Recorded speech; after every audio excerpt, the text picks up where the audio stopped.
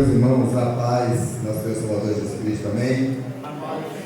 Estão todos felizes, todos alegres, todos com desejo de aprender um pouquinho hoje. Bom que pudesse todos estar aqui mais próximos, porque quando vai estar para a faculdade aqui, e era bom. Está ouvindo vocês aí fora aí? Vocês que vieram aqui para aprender, para depois fazer, eu tive dúvidas. Se tiver dúvida, depois pode me perguntar, pode pedir, que eu vou mandar para todos vocês. Bom, desde já quero também agradecer a oportunidade. Vamos ler logo aqui um versículo aqui, só para dar continuidade, que está escrito no livro de João 32 e o 36, que diz assim: aí conhecereis a verdade, e a verdade vos libertará. E se o Filho, pois, vos libertar, verdadeiramente sereis escravos. Livres, sereis livres. Não. Liberto da escravidão. Por que nós estamos libertos da escravidão? Porque, qual a diferença do escravo para um livre? O escravo é aquele que faz tudo que o seu senhor manda. Esse é o escravo. E por que verdadeiramente serei livre quando nós somos libertos? Ele tem liberdade para fazer o que ele quer.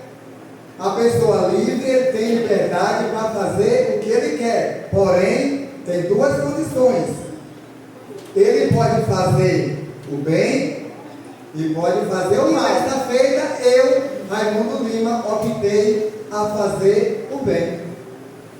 Meus amados irmãos, para dar continuidade, todo mundo aqui já me conhece só de me ver aqui com 59 anos e sou pai de 3 filhos, 2 homens e uma mulher, né? Tem 34 anos. E também sou avô de 4 netos, 3 mulheres e um homem.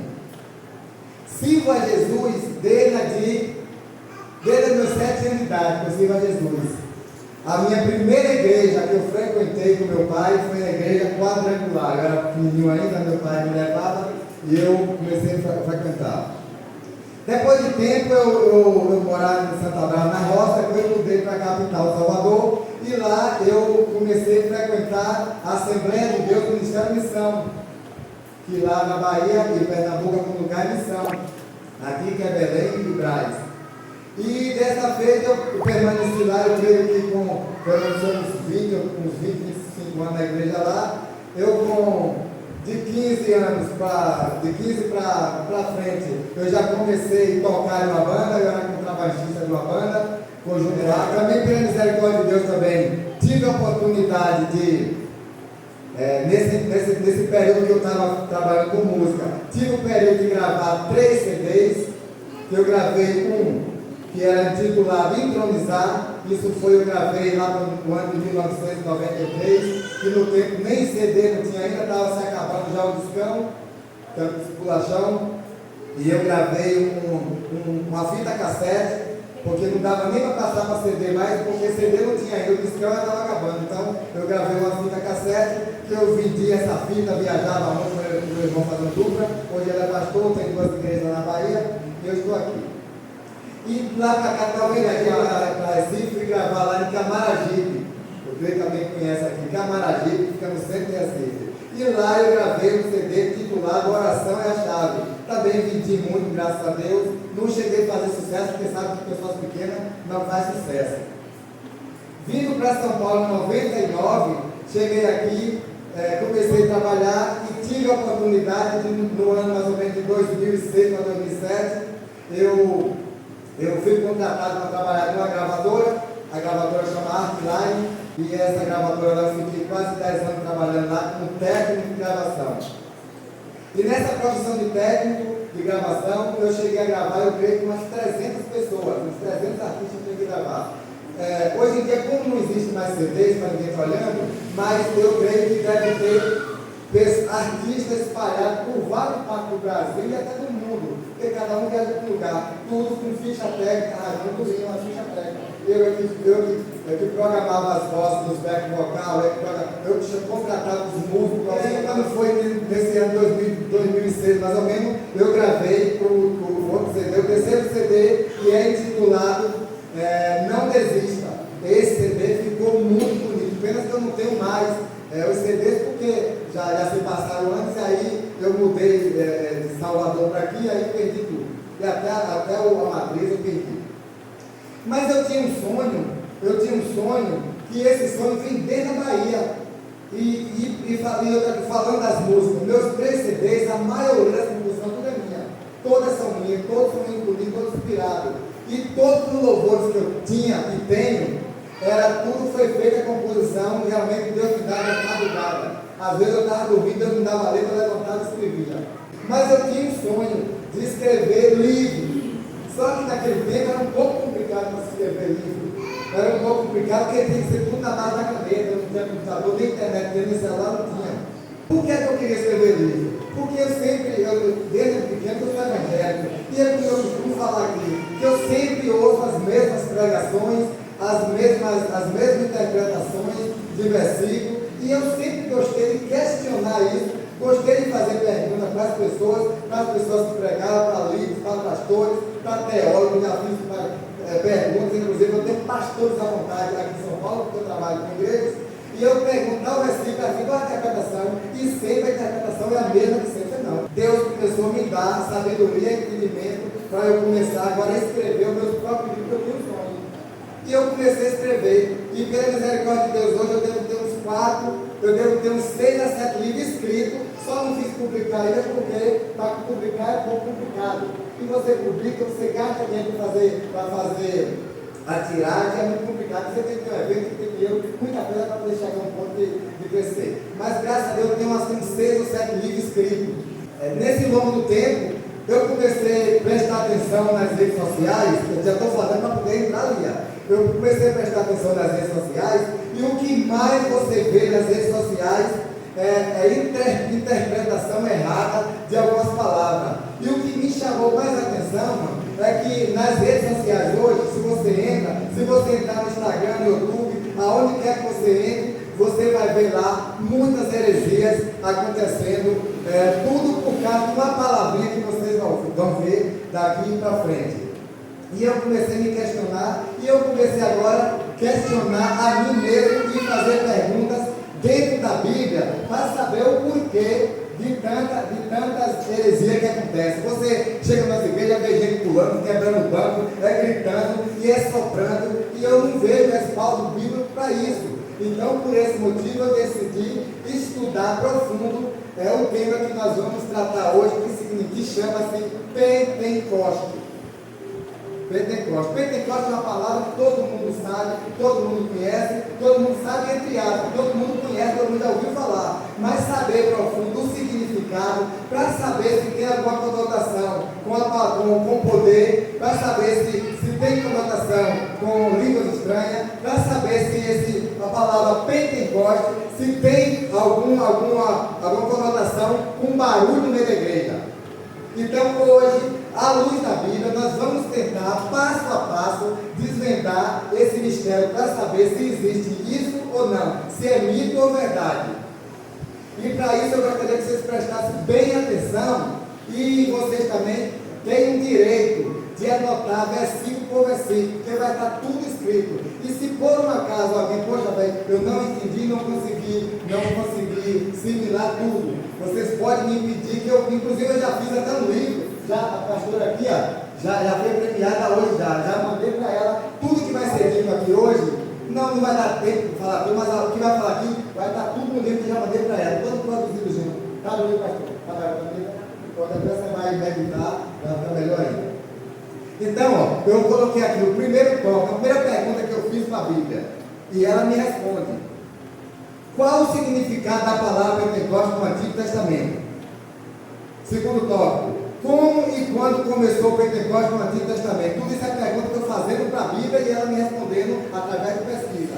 Tópico 3: o que significa a profecia de Joel 2, 28? Ele tem a ver com o cumprimento de Atos 2? Só foi cumprida depois da Páscoa, que foi lá em Atos 2.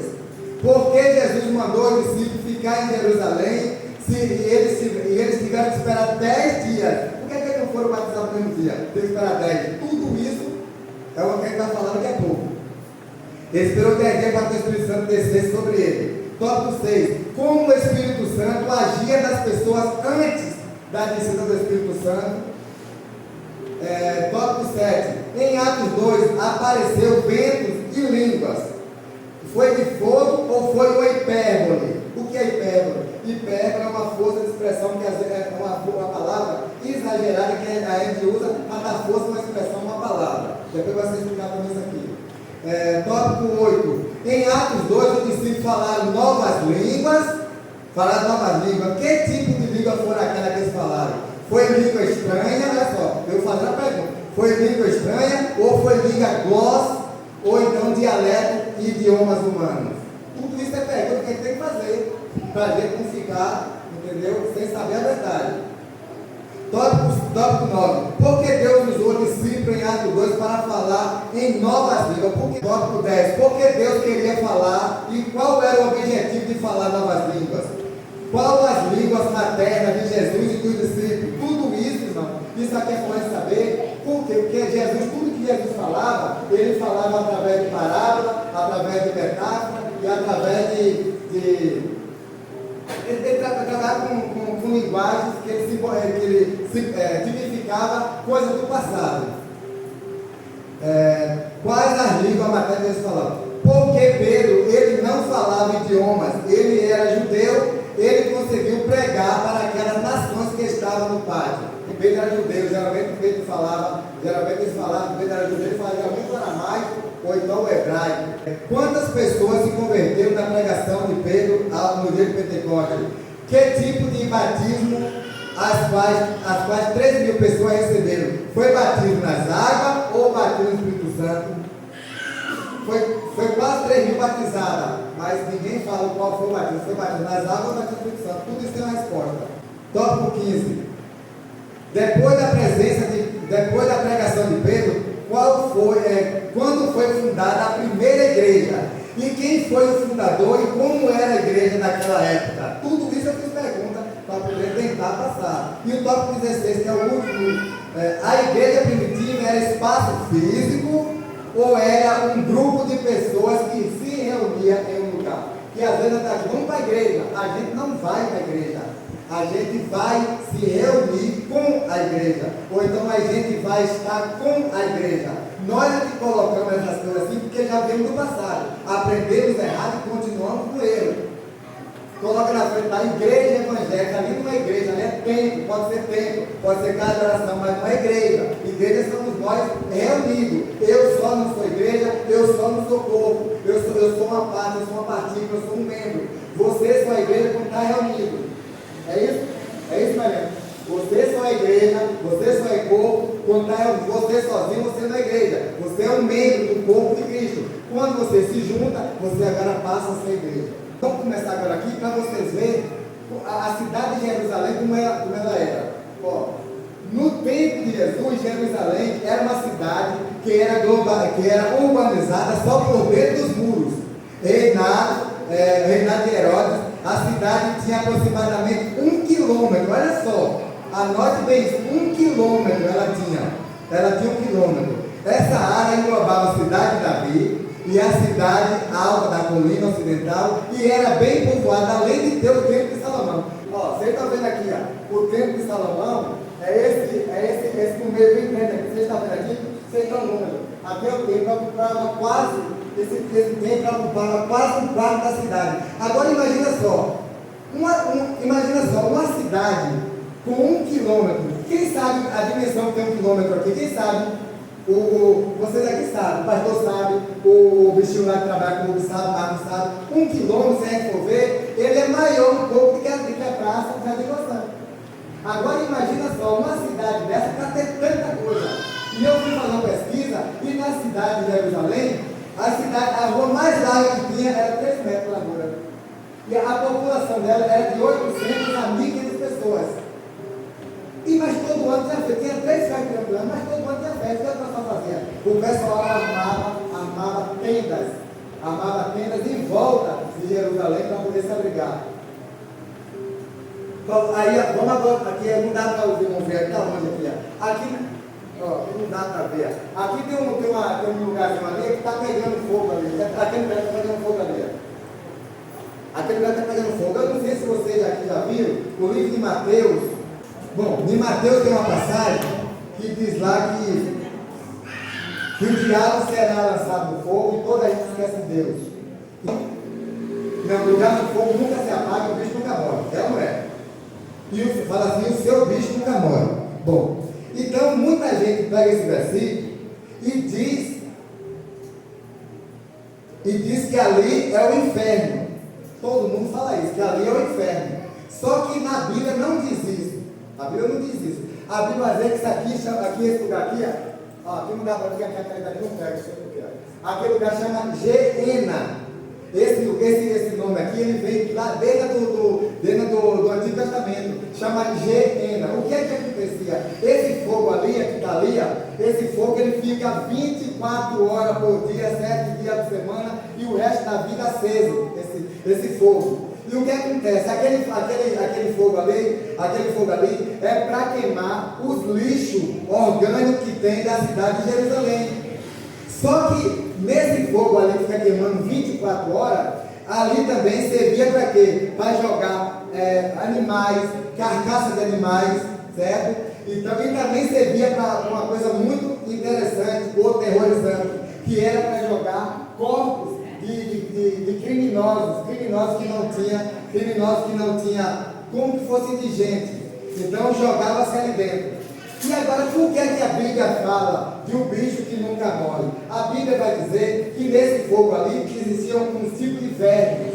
Existiam vermes, e esses vermes, a se apoderar dos alimentos, eles ficavam ali dentro e não morriam. Ele não morria. E o fogo não se apagava e o verme também não morria. É por isso que foi usado isso aqui. Se você for olhar, tem vários versículos da Bíblia. Ó, se alguém quiser só anotar para ver o que eu estou falando aqui, já do Velho Testamento. Se alguém quiser, pode anotar aí, Jeremias 7, 31 e 32. Jeremias 7, 31 e 32, 2 Reis 23 e o 10. E Isaías 64, 66 e 24. Ó, Isaías 66, 24. E sairão e verão os cadáveres dos homens que prevaricaram contra mim, porque os seus vermes nunca morrem, porque os seus vermes nunca morrerão, nem o fogo nunca se apagará, e serão um horror para toda a carne. Isaías 66, aí se você for lá de 2 a 6, está lá também escrito 23, 10. 23, 10, não precisa ler que não estou muito bem. Então, esse aqui é o retrato, cadê?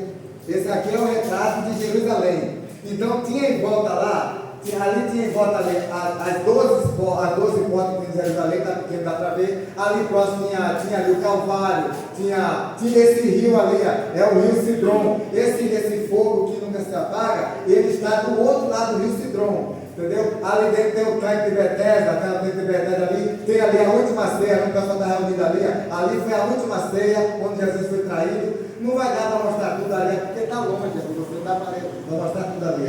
Mas está tudo ali, se alguém quiser depois, eu vou mostrar para vocês. Agora imagina só uma cidade com 1 quilômetro de extensão, quantas pessoas poderiam caber ali? E a Bíblia diz que todo ano Davi ia para lá, apesar que Davi, ele ia constante para Jerusalém, mas as festas aconteciam 3 vezes no ano. E era quando o povo descia aquela multidão para lá, só que o povo não entrava. E naquele tempo de Jerusalém tem um negócio muito importante ali, eu não sei se foi a irmã Eva que falou a semana aqui, que ali tinha 3 compartimentos no templo de Jerusalém, que era o átrio ou o pátio, tinha o pátio das mulheres e tinha o pátio dos gentios, que não se misturava. E tinha o átrio, e tinha o lugar santo, e o lugar santo do santo. Então todo mundo que ia para Jerusalém, que ia fazer suas preces, eles tinham que ficar somente cá fora. Eles tinham que ficar no átrio, ou mesmo que era o pátio do Jerusalém. Ninguém podia entrar. Só quem podia entrar, geralmente, era o sacerdote que podia entrar. O sacerdote poderia entrar até o primeiro compartimento, que era o compartimento chamado lugar santo. Por que eles entravam ali? Eles entravam ali porque ali era lugar de fazer as purificações. Ele lavava as mãos, ali tinha o tanque, tinha as bacias de bronze, fazia as suas purificações ali, para depois um sacerdote sacerdote entrar para o outro lado. E o sacerdote, como todo mundo já sabe, o sacerdote tinha que entrar provido de um sino. Por quê? Porque se ele chegasse lá dentro, o sino ficasse quieto, ele não sabia que o cara já tinha ido já pro buraco, já tinha morrido, ele não puxava ele. Então, era uma coisa era difícil naquele tempo para se viver. E aí acontecia o quê? Que existia em Jerusalém, existia 3 festas anuais, que era a ceia, que se comemorava a ceia, a Páscoa e a festa dos pães asmos, que era uma festa que era juntas. A festa da Páscoa era um dia só, durava um dia, e a festa dos pães asmos durava 7 dias. Era um período de 8 dias as 2 festas. E aí tinha mais 2. E o que significava essas festas? A ceia da Páscoa, que chamava ceia pascual, ela era um ritual, um símbolo simbólico que celebrava a libertação dos hebreus e da escravidão no Egito, composta por uma refeição rica e significativa. Incluía o quê? O cordeiro assado, pão sem fermento e ervas amargas, e era acompanhado por 4 cálices de vinho. E o gente pode falar também sobre esses cálices de vinho. Inclusive o pastor Diego falou um dia lá, e foi muito legal, que eu não sabia também. Esses 4 cálices de vinho que tem um significado muito importante, que é bom a gente aprender isso. 4 cálices de vinho, lembrando-se a pressa da saída e o sofrimento da escravidão.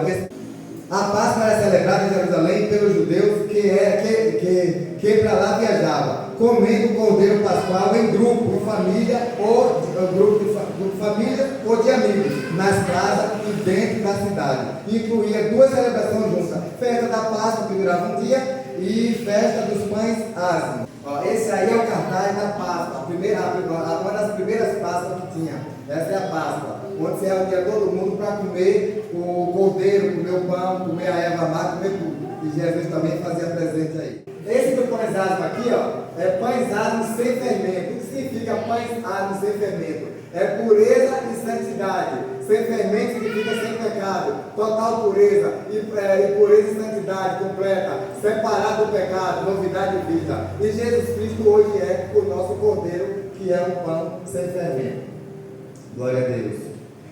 Acontecia também agora a festa das 7 semanas, que essa aqui que é o tema da nossa palestra hoje. A palavra Pentecoste, Pentecoste. Alguém sabe aqui quando começou a usar essa palavra Pentecoste? Quando começou mais ou menos a usar essa palavra Pentecoste? Porque a festa das colheitas foi há 5.000 anos atrás, a festa das colheitas.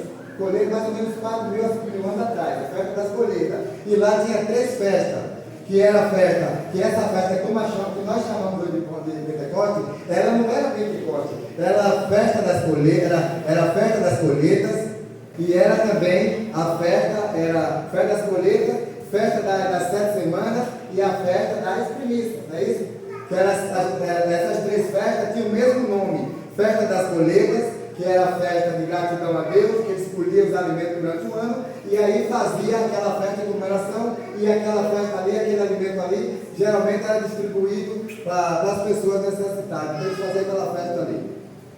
E a festa das 7 semanas. Por que 7 semanas?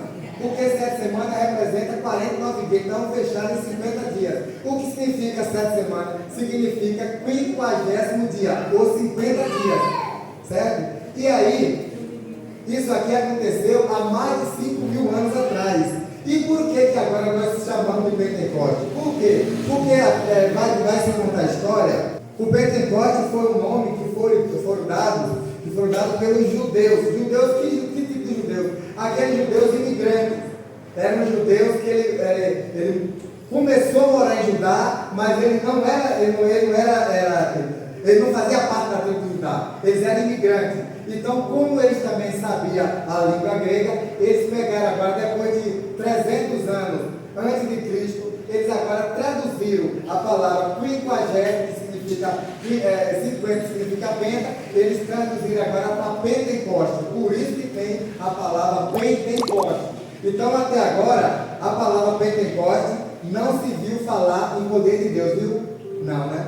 Então a palavra Pentecostes até agora não foi usada em línguas estranhas, falou? Não. A palavra de Deus até agora, o Pentecostes até agora não se falou em barulho, falou só de uma palavra chamada 50º ou 7 semanas, que traduzido dá o nome Penta, que Penta vem de 50º. Então traduzindo significa Pentecostes, é por isso que tem o nome Pentecostes. Quem deu o nome, como eu já falei aqui, quem deu o nome a Pentecostes foi o diáspora. Eram imigrantes que vinham de outras regiões que falavam grego. E alguns tradutores do Antigo Testamento que falavam grego, por volta de ano 300 e 200 a.C., eles traduziram das escrituras hebraicas para o grego e passaram a chamar-se Festa de Pentecostes. Isso foi depois de mais de 3.000 anos depois que já existia a festa da colheita, já existia a festa da semana, e agora esses gregos traduziram e colocaram o nome Pentecostes. O nome original no Novo Testamento, antes do hebraico, a festa tinha 3 nomes, que era, que eu já falei aqui, que era a festa das 7 semanas, que chamava Shavuot, em Êxodo 34, 22, festa das colheitas, que era em Êxodo 23, 16, e dia das primícias, que é de Números 28, 29 e 26. Ou seja, Pentecostes é um nome grego e não hebraico. E significa celebração das colheitas. Segundo tópico, como e quando começou o Pentecostes? Como eu já falei, Deus instituiu essa festa através de Moisés e na contagem de 7 semanas após a Páscoa, festa agrícola, colheita de trigo e cevada. Por que tinha 7 semanas? 50º dia. Porque as colheitas eram de trigo e cevada. E o trigo e a cevada, geralmente, eles nunca eram colhidos na mesma época. Então, eles tinham um período de 7 semanas de um para outro para poder colher. Por isso que fez a festa de 50 dias, por isso, por causa das duas colheitas, que não coincidia o recolhimento dos seus frutos naquelas mesmas datas. Então, ficou 7 semanas por isso, que foi 50 dias, que é 50 dias. O Pentecostes, no Velho Testamento, ele era colheita física, era colheita de alimento físico. Mas já no dia de hoje, o Pentecostes é colheita espiritual, é colheita de almas. Já no dia de Pentecostes não foi cumprido lá a descer do Espírito Santo. Então, o Pentecostes no Velho Testamento era colheita física, que você colhia seus mantimentos, seus frutos da terra, pegava seus animais e tudo mais. Era alimento físico, colheita física. E hoje o Pentecostes é colheita espiritual, como a gente vai ver mais para frente. Tópico 3. A profecia de Joel 2:28. E acontecerá que depois que derramarei o meu espírito sobre toda a carne, e vossos filhos e vossas filhas profetizarão, e vossos velhos sonharão, e os vossos jovens terão visões, até sobre os servos e sobre as servas derramarei do meu espírito naquele dia. Para você ver que coisa interessante, que às vezes nós queremos imitar o poder de Deus. Por quê? Quantas vezes nós pensamos, tem algumas falas bíblicas? Pode ter, não estou dizendo que não. Mas quantas vezes nós pensamos que o Espírito Santo de Deus só é dado para as pessoas que estão na igreja buscando a Deus? Só que a Bíblia fala aqui em Joel 2, que a Bíblia fala assim, que esse eu derramarei do meu Espírito sobre toda a carne. Não foi sobre os crentes, não foi sobre o pastor, não foi sobre o pregador, foi sobre toda a carne. E qual a classe religiosa? Todas. Qual a raça? Todas as raças. Vai falar que foi judeu, grego, gentil. Qualquer pessoa estava para receber o derramamento do Espírito Santo sobre a vida dele. Então todos estavam para receber o derramamento do Espírito Santo. Não tinha, sem exceção de pessoas. Agora, por que a profecia só se cumpriu depois da Páscoa? Por quê? Se você for olhar em João 16, 7, vai estar escrito lá. E aqui também no livro de João 7, 2, está escrito: e estava próxima a festa dos judeus e a festa dos tabernáculos. Olha só o porquê que foi cumprido naquele dia.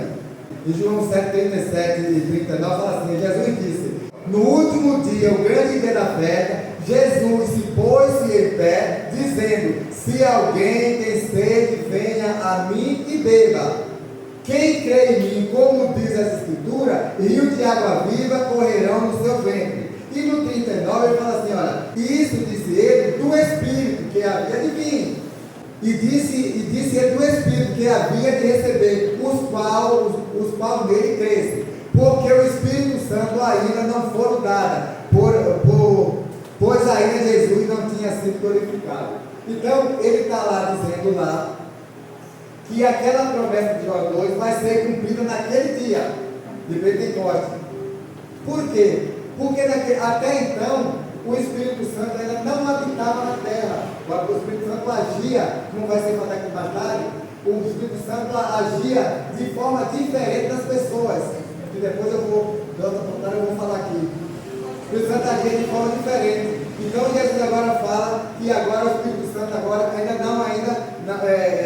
por que se cumpriu a profecia? Não tinha cumprido a profecia na Atos 2.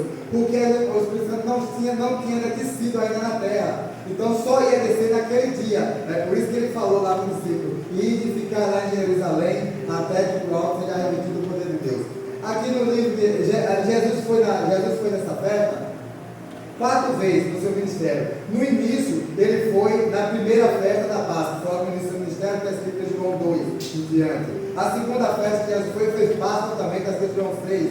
A Páscoa e multiplicação dos pães. A terceira festa que Jesus fez foi em Atos 6, em João 7. A festa dos tabernáculos, que foi alguns meses depois. E a última festa que Jesus foi a festa novamente, a Páscoa final, aonde ele morre. Tópico 5. Por que Jesus mandou esperar em Jerusalém para se cumprir a promessa de João 2? Está escrito lá em Lucas: e eis que sobre vós vos envio a promessa do meu Pai. Ficai, porém, na cidade de Jerusalém, até que do alto sejais revestidos de poder de Deus. Jesus está dizendo que ele enviaria a promessa do Pai, o Espírito Santo. O discípulo deveria esperar em Jerusalém e ele seria revestido do poder do alto. Então, irmão, o discípulo lá ficaram em Jerusalém até que do alto fosse revestido do poder de Deus. Aí depois a gente vai ver o porquê que Deus capacitou aquele discípulo a falar em línguas. Se a gente for olhar bem, tudo vai estar escrito aqui, mas só para tentar, o porquê que Jesus teve interesse. Jesus se interessou em fazer aquele derramamento naquele mesmo dia de Pentecostes. Porque ele sabia que aquela nação que estava ali, eles precisavam de ouvir a palavra de Deus. Aquele era pessoas praticamente gentil. E de onde vieram aquelas nações todas? De onde vieram aquela nação? E por que Jesus fez o discípulo falar em línguas? Por quê? De onde vieram aquela nação? Aquela nação, a Bíblia vai dizer que quando o povo se corrompeu lá de Gênesis, que começou a fazer idolatria, a Bíblia diz que Noé gerou um filho chamado Cush, não é isso? Um filho chamado Cush. E Cush gerou um filho chamado Nirode. Não é isso? E Nirode era um homem mau do coração, um cara orgulhoso. E ele queria praticamente a glória só para ele. E a Bíblia vai dizer que agora ele constrói uma cidade, edifica uma cidade. E depois da cidade ele queria agora edificar uma torre no meio da cidade. E quando ele começa a edificar essa torre, para que chegasse a torre no céu, a Bíblia diz que Deus praticamente se irou e desceu. E agora Deus confunde as línguas. E após a confusão da língua, cada um tomou uma língua diferente. E a linguagem que era do começo, geralmente podia ser aramaica, que era uma linguagem só. Mas na confusão da Torre de Babel, cada um ficou com uma língua diferente. Às vezes você pedia um pau, trazia pedra, e vice-versa, pedia água, trazia pão, misturou tudo. Então cada um confundiu as línguas. E essas pessoas dispersaram para cada um dos seus países, para suas terras. E então Jesus sabia que essas pessoas precisavam também da salvação. E foi por isso que lá em Atos 2 aconteceu aquele evento exclusivo naquele dia. Entendeu? Por isso que Jesus, naquele dia, não tinha obrigação de falar a língua. Jesus, se não tivesse aquela ocasião daquela nação ali, não precisava língua nenhuma. Falar a língua para quem? Ia falar para quem? Então aquela língua ali foi exclusivamente para aquelas pessoas que estavam ali entenderam a palavra. É tanto que eles começaram, poxa velho, como é que vocês não são da nossa tribo, da nossa linhagem, e falam a nossa língua materna? Será que estão com o demônio? E começaram até a ficar aterrorizados. Então tudo ali foi para mostrar o poder de Deus, mas foi para que aquelas pessoas entendessem a palavra de Deus e dali para frente tivessem um novo mundo. Que Deus nos abençoe e para a semana temos mais, se Deus assim nos permitir. Deus abençoe a todos.